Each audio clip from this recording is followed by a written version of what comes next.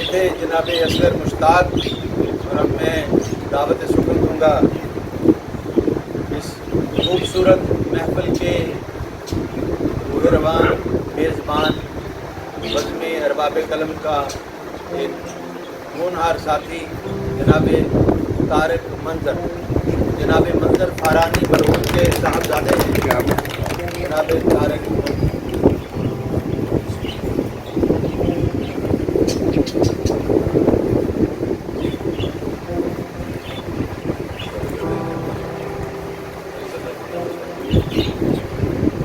किसे तो हिजर दे जख्मां दी काते थे दवा होनी, किसे तो हिजर दे जख्मां दी काते थे दवा होनी, मिले जे वस दादा रूह ते तां जाके शिफा होनी। क्या बात है, क्या बात है।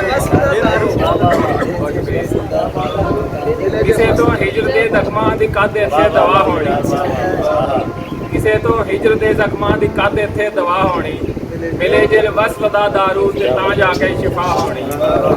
सदा दे जेड़े जालम ने रखा की आस होना तो, सदा दे जेड़े जालम ने रखा की आस होना तो,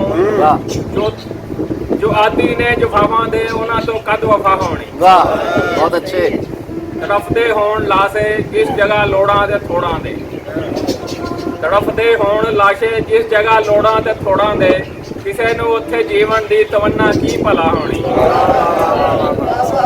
क्या बात है सर। अच्छा है भाई तारिक बाबा, क्या बात है। तड़फदे होण लाशे जिस जगह लोड़ां ते थोड़ां दे, किसे नूं उत्थे जीवन दी तमन्ना की भला होनी। जदों करनी ओने बेवफाई दी अता करनी, जदों करनी ओने बेवफाई दी अता करनी, जदों होनी है साडे तो वफावां दी खता होनी। वफावां दी खता जी, क्या बात है सर, क्या कहने, वफावां दी खता, क्या बात है। जदों करनी ओने बेवफाई दी अता करनी, जदों होनी है साडे तो वफावां दी मुतानी।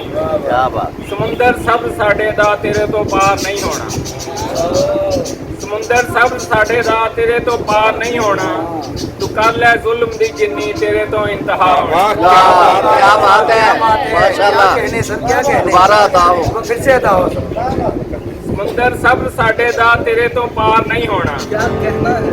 समुंदर सब साडे दा तेरे तो पार नहीं होना, तू कर ले जुल्म दी जिन्नी तेरे तो इंतहा होनी।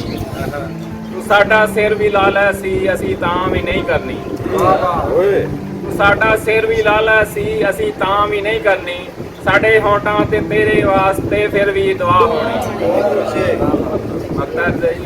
भुलेखा पै गया नाज़र नूं है सी तेरे आवन दा, भुलेखा पै गया नाज़र नूं है सी तेरे आवन दा, जिन्हें दस्तक दिती बूहे ते शायद ओ हवा होनी।